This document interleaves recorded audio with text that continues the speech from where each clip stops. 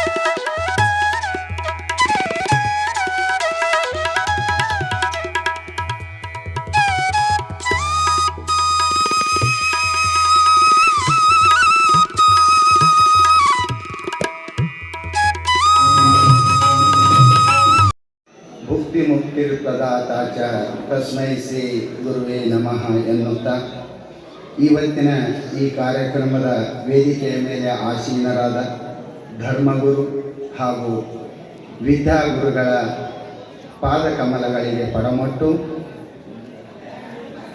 ಈ ಕಾರ್ಯಕ್ರಮಕ್ಕೆ ಆಗಮಿಸಿದಂತಹ ಅತಿಥಿ ಅಭ್ಯಾಗತರನ್ನು ಸ್ವಾಗತಿಸುತ್ತೇನೆ. ಪರಮಶಿವನನ್ನು ಅರಿಯಲು ಧರ್ಮಗುರು ಮೊದಲು, ಪರಮಶಿವನನ್ನು ತಲುಪಲು ಧರ್ಮಗುರುವಿನ ಮಾರ್ಗದರ್ಶನ ಮೊದಲು.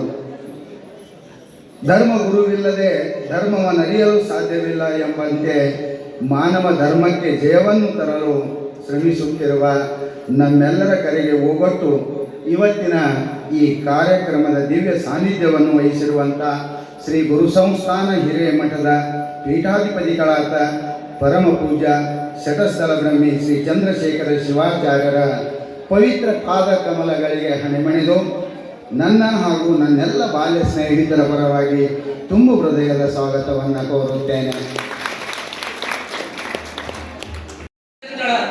ಆದರೆ ಗುರು ಸಾವಿರಾರು ದೀಪಗಳನ್ನು ಹಚ್ಚಿ ವಿದ್ಯಾರ್ಥಿಗಳ ಬಾಳಿಗೆ ಬೆಳಕನ್ನು ಕೊಟ್ಟು ಜಗವನ್ನೇ ಬೆಳಗುವಂತಹ, ಮನುಕುಲವನ್ನೇ ಉದ್ಧಾರ ಮಾಡುವಂತಹ ಪುಣ್ಯ ಕಾರ್ಯ ನಮ್ಮ ಗುರುಗಳು.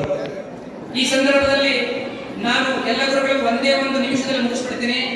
ಮುಖ್ಯವಾಗಿ ಪ್ರಾಚಾರ್ಯರಾಗಿ ನಿವೃತ್ತರಾಗಿ ಆ ಸಂದರ್ಭದಲ್ಲಿ ನಮ್ಮ ಜೀವಶಾಸ್ತ್ರವನ್ನು ಹೇಳ್ತಾ ವಿಜ್ಞಾನ ವಿಷಯ ಹಾಸ್ಯ ರೂಪದಾಗ ಹೇಳ್ತಿದ್ರು ಸರ್. ಅಂದ್ರೆ ಆ ವಿಜ್ಞಾನದೊಳಗ ಆಕ್ಟಿನೋಡರ್ಮಿಟ ಅನ್ನುವಂತ ಒಂದು ಪದ ಬರ್ತದೆ. ಅದಕ್ಕೆ ಏನ್ ಹೇಳ್ತಿದ್ರು ಗುರುಗಳ ಹಾಸ್ಯ ರೂಪದೊಳಗ ಈಕಿ ನೋಡೋ ಹಿರೇಮಠ ಅನ್ನುವಂತ ಒಂದು ಹಾಸ್ಯಭರಿತವಾದಂತಹ ಒಂದು ವಾಕ್ಯವನ್ನು ಹೇಳ್ತಿದ್ರು ಸರ್ ಅವರು. ಅಂದ್ರೆ ವಿಜ್ಞಾನ ವಿಷಯವನ್ನು ಕೂಡ ಅಷ್ಟು ಹಾಸ್ಯರೂಪವಾಗಿ ಹೇಳಿ ನಮ್ಮನ್ನ ಆ ಅಧ್ಯಯನದೊಳಗೆ ತೊಡಗಿಸ್ತಿದ್ರು. ಇನ್ನ ಹಾದಿಮನಿ ಗುರುಗಳ ಬಗ್ಗೆ ಹೇಳಬೇಕು ಅಂದ್ರ ಹಾದಿಮನಿ ಗುರುಗಳು ಇತಿಹಾಸದ ಜನಕ ಹೆರೋಡೋಟಸ್ ಇದ್ದಂಗ. ಯಾಕಂದ್ರ ಹಾದಿಮನಿ ಗುರುಗಳು ಒಂದು ಕ್ಲಾಸ್ನಾಗ ಅದರಂದ್ರ ಆ ಕ್ಲಾಸ್ ಸ್ತಬ್ಧ ಇರ್ತಿತ್ತು.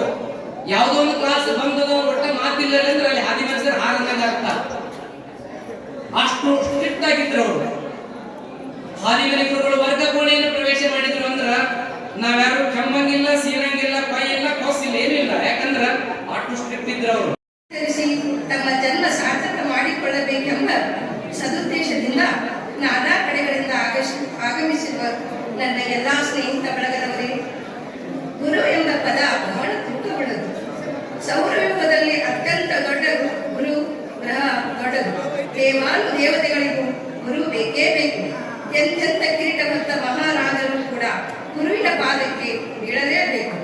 ಅದಕ್ಕಾಗಿ ಕಬೀರರು ತಮ್ಮ ದೋಹೆಯಲ್ಲಿ ಹೇಳುತ್ತಾರೆ, ಗುರು ಮತ್ತು ಗೋವಿಂದ ಇಬ್ಬರು ನಿನ್ನ ಎದುರಿಗೆ ಬಂದು ನಿಂತಾಗ ನೀನು ಯಾರನ್ನು ಮೊದಲು ನಮಸ್ಕರಿಸುವೆ ಎಂದು ಕೇಳಿದಾಗ ನಾನು ಮೊದಲು ಗುರುವನ್ನು ನಮಸ್ಕರಿಸುವೆ ಎಂದರು. ಅದಕ್ಕೆ ಏಕೆ ಎಂದು ಕೇಳಿದಾಗ ಇವರೇ ಪರಮಾತ್ಮನ ಎಂದು ತೋರಿಸಿಕೊಟ್ಟವರು. ಗುರುವಿಲ್ಲದೆ ಪರಮಾತ್ಮನನ್ನು ಅರಿಯಲು ಸಾಧ್ಯವಿಲ್ಲ. ಇನ್ನೊಂದು ಕಡೆ ಬಲ್ಲವರು ಹೇಳುತ್ತಾರೆ, ಇಡೀ ಭೂಮಂಡಲವನ್ನೇ ಕಾಗದವನ್ನಾಗಿ ಮಾಡಿಕೊಂಡು ಭೂಮಂಡಲದಲ್ಲಿನ ಎಲ್ಲಾ ಗಿಡಮರಗಳನ್ನು ಲೇಖನಿಯನ್ನಾಗಿ ಮಾಡಿಕೊಂಡು ಸಪ್ತ ಸಾಗರಗಳನ್ನು ಮಸಿಯನ್ನಾಗಿ ಮಾಡಿಕೊಂಡು ಗುರುವಿನ ವರ್ಣನೆಯನ್ನು ಕಲಿಯುತ್ತಾ ಹೋದರೆ ಇನ್ನೂ ಉಳಿಯುತ್ತದೆ ಅಂತ ಗುರುವಿನ ಕುರಿತು ನಾನೇನು ಹೇಳಬಲ್ಲೆ. 182 ಹಾಲು ಉತ್ಪಾದಕರ ಸಹಕಾರ ಸಂಘ ಇದ್ದರೂ ಕೂಡ ರಾಷ್ಟ್ರೀಯ ಎಷ್ಟಿದೆ ಒಟ್ಟು 18,000 ರಾಷ್ಟ್ರ ಇದ್ದರೂ ಕೂಡ ಇನ್ಶೂರೆನ್ಸ್ ಪಾಲಿಸಿಗಳಿರೋದು ಬರೀ 2,000 ಇತ್ತು. ಈಗ ಅದನ್ನ 10,000ಕ್ಕೆ ಈಗ ಈ ಪಾಲಿಸಿ ಮಾಡಿದ್ರೆ 10,000 ಹೆಚ್ಚಾಗಿದೆ. ದಯವಿಟ್ಟು ನಮ್ಮೆಲ್ಲ ಸಂಘದ ಅಧ್ಯಕ್ಷ ಕಾರ್ಯದರ್ಶಿ ನಾನು ರಿಕ್ವೆಸ್ಟ್ ಮಾಡ್ತೀನಿ, ನಿಮ್ಮ ಸಂಘದಲ್ಲಿ ಎಷ್ಟು ರಾಷ್ಟ್ರಗಳಿದೆ 100% ಇನ್ಶೂರೆನ್ಸ್ ಮಾಡಬೇಕು. ಇದರಿಂದ ಆಕಸ್ಮಿಕವಾಗಿ ಹಸು ತೀರುವುದು ಕಷ್ಟ ಇಲ್ಲದೆ 70,000 ಮತ್ತೆ ಹಸುವನ್ನು ಕಟ್ಕೊಳ್ತಾನೆ, ಮತ್ತೆ ನಮ್ಮ ಸಂಘ ಕಾಲಾಗ್ತಾನೆ, ಹಸು ಹೋದರೆ ಭಾಳ ಕಮ್ಮಿ ಆಗ್ತದೆ. ಆದರೆ ಕರೆಕ್ಟಾಗಿ ಇನ್ಶೂರೆನ್ಸ್ ಮಾಡಿ, ಇನ್ಶೂರೆನ್ಸ್ ಮುಖಾಂತರ ಹಸು ತಗೊಂಡ್ರೆ ಕಾಲು ಕಟ್ಟ. ಅದಕ್ಕೆ ನೀವೆಲ್ಲರೂ ಕೂಡ ತುಂಬಾ ಜವಾಬ್ದಾರಿಯುತವಾಗಿ ನೀವು ಮಾಡಬೇಕಾಗ್ತದೆ.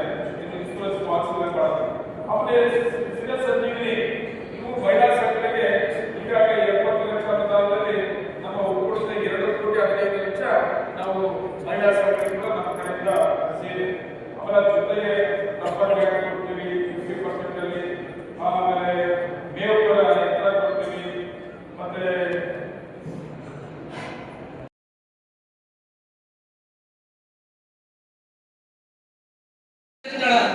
ಆದರೆ ಗುರು ಸಾವಿರಾರು ದೀಪಗಳನ್ನು ಹಚ್ಚಿ ವಿದ್ಯಾರ್ಥಿಗಳ ಬಾಳಿಗೆ ಬೆಳಕನ್ನು ಕೊಟ್ಟು ಜಗವನ್ನೇ ಬೆಳಗುವಂತಹ ಮನುಕುಲವನ್ನೇ ಉದ್ಧಾರ ಮಾಡುವಂತಹ ಪುಣ್ಯ ಕಾರ್ಯ ನಮ್ಮ ಗುರುಗಳು.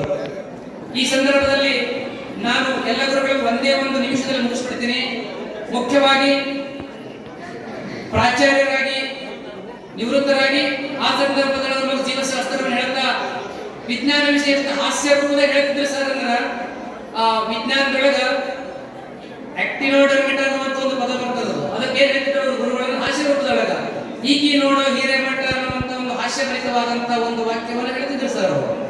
ಅಂದ್ರೆ ವಿಜ್ಞಾನ ವಿಷಯವನ್ನು ಕೂಡ ಅಷ್ಟು ಹಾಸ್ಯ ರೂಪವಾಗಿ ಹೇಳಿ ನಮ್ಮನ್ನ ಆ ಅಧ್ಯಯನದೊಳಗೆ ತೊಡಗಿಸ್ತಿದ್ರು. ಇನ್ನ ಹಾದಿಮನಿ ಗುರುಗಳ ಬಗ್ಗೆ ಹೇಳಬೇಕು ಅಂದ್ರ ಹಾದಿಮನಿ ಗುರುಗಳು ಇತಿಹಾಸದ ಜನಕ ಹೆರೋಡೋಟಸ್ ಇದ್ದಂಗ. ಯಾಕಂದ್ರ ಹಾದಿಮನಿ ಗುರುಗಳು ಒಂದು ಕ್ಲಾಸ್ನಾಗ ಅದರಂದ್ರ ಆ ಕ್ಲಾಸ್ ಸ್ತಬ್ಧ ಇರ್ತಿತ್ತು. ಯಾವುದೋ ಒಂದು ಕ್ಲಾಸ್ ಬಂದದ ಒಟ್ಟ ಮಾತಿಲ್ಲ ಅಂದ್ರೆ ಅಲ್ಲಿ ಹಾದಿಮನಿ ಸರ್ ಹಾರಂದಾಗ ಆಗ್ತಾ ಅಷ್ಟು ಸ್ಟ್ರಿಕ್ಟ್ ಆಗಿದ್ರು ಅವರು. ಹಾದಿಮನಿ ಗುರುಗಳು ವರ್ಗ ಕೋಣೆಯನ್ನು ಪ್ರವೇಶ ಮಾಡಿದ್ರು ಅಂದ್ರ ನಾವ್ಯಾರು ಕೆಮ್ಮಂಗಿಲ್ಲ, ಸೀರಂಗಿಲ್ಲ, ಕೈ ಇಲ್ಲ, ಕೋಸಿಲ್ಲ, ಏನಿಲ್ಲ. ಯಾಕಂದ್ರ ಅಷ್ಟು ಸ್ಟ್ರಿಕ್ಟ್ ಇದ್ರು ಅವರು. ತಮ್ಮ ಜನ್ಮ ಸಾರ್ಥಕ ಮಾಡಿಕೊಳ್ಳಬೇಕೆಂಬ ಸದುದ್ದೇಶದಿಂದ ನಾನಾ ಕಡೆಗಳಿಂದ ಆಗಮಿಸಿರುವ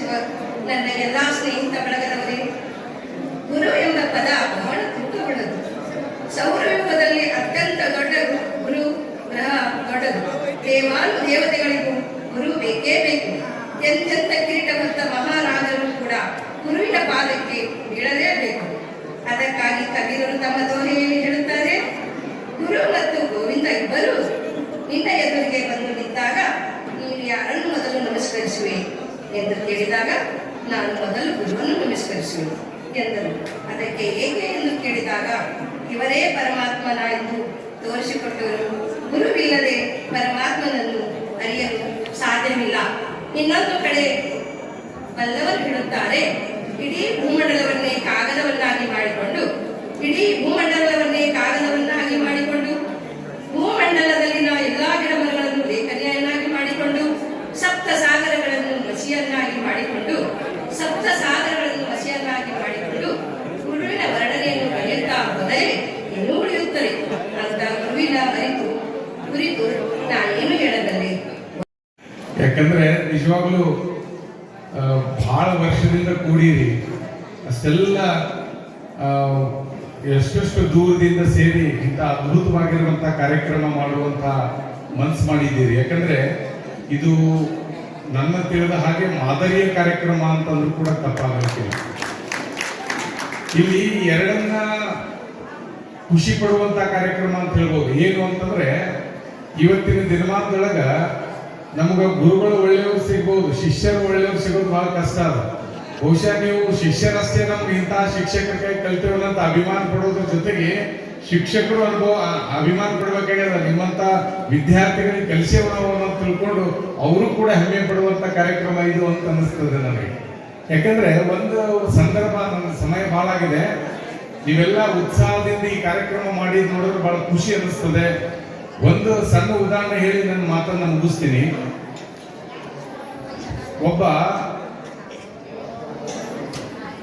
ತಂದೆ ಮಗನಿಗೆ ಒಂದು ಉಡುಗೊರೆಯಾಗಿ ಒಂದು ವಸ್ತು ನೀಡಿದ್ರು. ಏನು ಅಂತಂದ್ರೆ ಇವತ್ತಿನ ದಿನಮಾನಕ್ಕೆ ನೀವು ಮೊಬೈಲ್ ಅಂತ ಅಂದ್ಕೊಳ್ರಿ, ಇವತ್ತಿನ ವಾಸ್ತವಿಕ ವಿಚಾರಗಳು. ಯಾಕಂದ್ರೆ ಮಕ್ಕಳಿಗೆ ಖುಷಿ ಆಗ್ಬೇಕು ಅಂತಂದ್ರೆ ಮೊಬೈಲ್ ಕೊಡಿಸ್ರೆ ಖುಷಿ ಆಗ್ತಾರೆ. ಒಬ್ಬ ವಿದ್ಯಾರ್ಥಿ, ಒಬ್ಬ ಶಾಲೆ ಕಲಿಯುವಂತ ಮಗುವಿಗೆ ಅವರು ತಂದೆ ಒಂದು ಮೊಬೈಲ್ ಪ್ರೆಸೆಂಟೇಶನ್ ಆಗಿ ಉಡುಗೊರೆಯಾಗಿ ನೀಡಿದ. ಆ ಹುಡುಗ ಬಹಳ ಖುಷಿ ಆಯ್ತು. ಎಷ್ಟು ಖುಷಿ ಆಯ್ತು ಅಂದ್ರೆ ಅದು ಬಿಟ್ಟಿರ್ಲಾರ್ದಷ್ಟು ಸಂಭ್ರಮ ಪಡ್ತಿದ್ದ. ಆ ಶಾಲೆಗೆ ಮೊಬೈಲ್ ತಗೊಂಡು ಹೋಗ್ಬಾರ್ದು ಅನ್ನೋದು ನಿಯಮ ಗೊತ್ತಿದ್ರು ಕೂಡ ಆ ಬ್ಯಾಗ್ ಒಳಗ ಮೊಬೈಲ್ ಅನ್ನು ಇಟ್ಕೊಂಡು ಹೋದ್ನಂತ. ಹೋದ್ಮೇಲೆ ಶಿಕ್ಷಕರು ಪಾಠ ಮಾಡ್ತಿದ್ರು, ತನ್ನೆಲ್ಲ ಗೆಳೆಯರಿಗೆ ಮೊಬೈಲ್ ತೋರಿಸ್ದ. ಬಹಳ ಖುಷಿ ಆಯ್ತು. ಹೆಂಗ್ ಖುಷಿ ಆಯ್ತು ಅಂದ್ರೆ ನಮ್ಮ ಅಪ್ಪ ನನಗೆ ಇದು ಹುಡುಗನೇ ಕೊಟ್ಟಾನ ಅಂತ ಖುಷಿಯಿಂದ ತೋರಿಸಿ ಅದನ್ನ ಬ್ಯಾಗ್ ಒಳಗೆ ಇಟ್ಕೊಂಡ. ಬಹುಶಃ ಶಿಕ್ಷಕರಿಗೆ ಗೊತ್ತಾಗಬಾರ್ದು ಅಂತ ಬ್ಯಾಗ್ ಒಳಗೆ ಇಟ್ಕೊಂಡು ಪಾಠ ಮಾಡ್ತಿದ್ರು. ಅದ್ ಅವಾಗ ಓಪನ್ ಮಾಡಿ ನೋಡ್ತಿದ್ನಂತ, ಹಿಂಗ್ ತೆಗೆದು ನೋಡೋದು ಮತ್ತೆ ಇಡೋದು. ಇಷ್ಟೆಲ್ಲ ಮಾಡೋ ಸಂದರ್ಭದೊಳಗ ಒಂದ್ಸಲ ಬಾಳ್ತನ ನೋಡಿ ತೆಗೆದಿಡೋದ್ರೊಳಗೆ ನೋಡಿದಂತ ಮೊಬೈಲ್ ಬ್ಯಾಗ್ ಒಳಗೆ ಇಟ್ಟಿರೋ ಮೊಬೈಲ್ ಇರ್ಲಿಲ್ಲ ಅಂತ ಹುಡುಗ ಆಗಿಬಿಟ್ಟಿತ್ತು. ಬಹಳ ನೋವು ಪಟ್ಕೊಂಡು ಏನ್ ಮಾಡ್ತಾನ ಅಂತಂದ್ರ ಅವ್ರು ಪಾಠ ಮಾಡೋ ಗುರುಗಳಲ್ಲಿ ಹೋಗ್ತಾನೆ. ಗುರುಗಳೇ, ನನ್ನ ಮೊಬೈಲ್ ಶಾಲೆಗೆ ತರಬಾರ್ದಾಗಿತ್ತು, ತಂದೀನಿ, ಆದ್ರೆ ನನ್ನ ಮೊಬೈಲ್ ಯಾರೋ ತುಡುಗು ಮಾಡಿಬಿಟ್ರೆ ಕಳೆದೋಗಿದೆ ಅದು ಹೆಂಗ್ ನೋಡೋದು ಅಂದ್ರೆ ಅವ ಅಂದ, ನೀನ್ ಶಾಲೆಗೆ ತರಬಾರ್ದು ತಂದಿ ಖರೆ, ಈ ಮೊಬೈಲ್ ಕಳೆದು ಹೋಗಿದೆ ಅಂತಂದ್ರೆ ಈಗ ಯಾರೋ ಕ್ಲಾಸ್ ನಿಂದ ಹೊರಗೆ ಹೋಗಿಲ್ಲ, ಆದ್ರೆ ಅವ್ರಿಗೆ ಏನ್ ಮಾಡೋದು, ಈ ಹುಡುಕಾಡನ್ನು ತಡಿ ಅಂತ ತಿಳ್ಕೊಂಡು ಅವ್ರು ಹೇಳಿದ್ರು, ಈ ಹುಡುಗ ಮೊಬೈಲ್ ತಗೊಂಡ್ಬಂದಾನ, ಅದು ಕಳೆದು ಹೋಗ್ಯದ, ಆ ಕಳೆದು ಹೋಗಿರುವಂತ ಮೊಬೈಲ್ ಯಾರು ತಗೊಂಡಿರಿ ಕೊಡ್ರಿ ಅಂತ ಹೇಳಿದ್ರು. ಅವಾಗ ಅವರು ಅಂದ್ರು,